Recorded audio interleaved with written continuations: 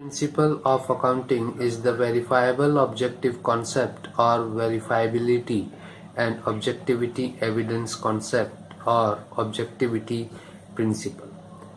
This concept requires that accounting transactions should be recorded in an objective manner and they should be free from the personal bias of the accountant.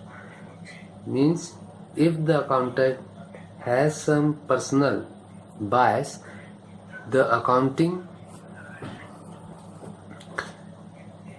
transactions should be recorded by him without applying those bias matters.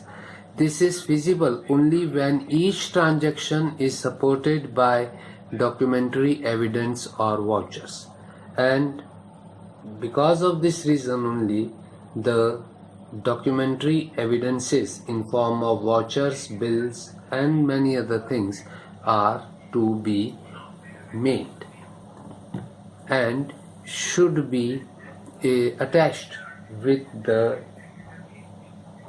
vouchers prepared as evidence for that particular transactions recorded in the book.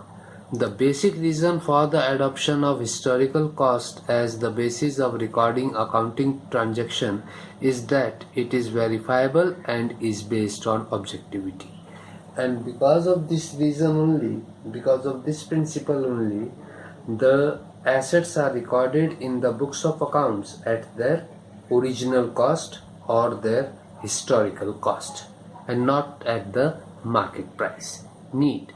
The verifiability and objectivity is in accounts support the thought that books and accounts show true and fair view. That the books of accounts show true and fair view. Therefore, the verifiability and objectivity is to be maintained. This principle also serves as the base of adoption of historical cost, as assets are recorded at their cost price instead of market price, and this cost price can be verified from the books of accounts if those transactions are duly supported with the documentary evidences. So assets are valued at the cost price or the original cost or the historical cost and recorded in the books of accounts at this cost, because when the asset is purchased we will get some documentary evidence in form of invoice or in form of bill or any other written documentary evidence will be obtained, and that documentary evidence will be used at the time of verification of the books of accounts, and the transaction will prove to be a legal transaction as per law and as per several acts relating to the accounting.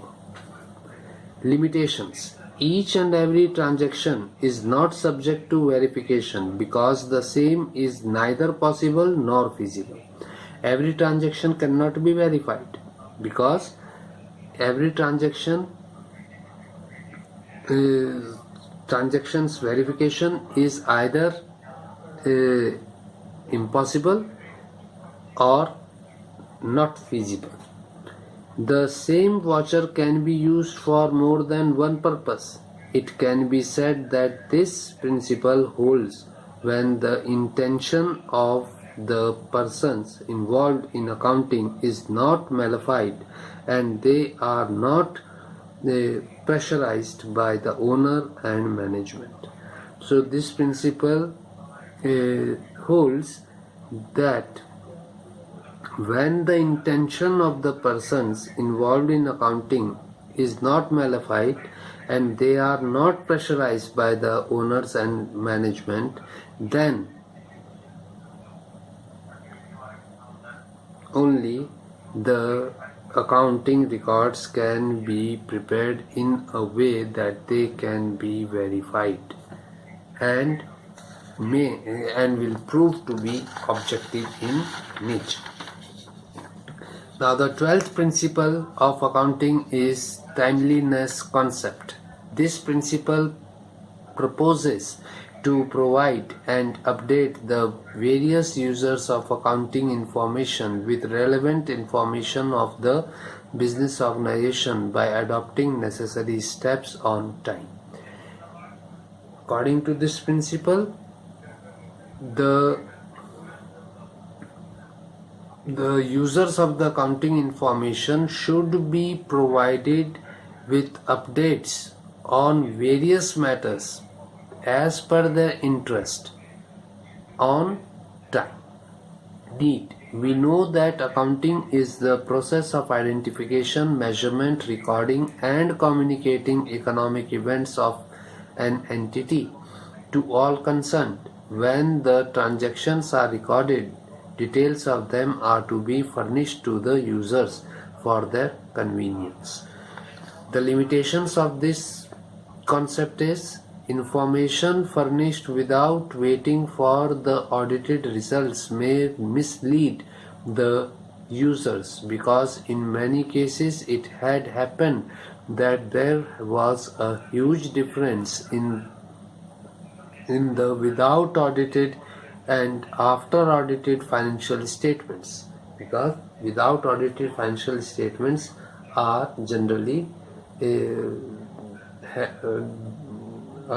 considered to be at default or may be having certain errors, and the audited financial statements are error free because all the errors are being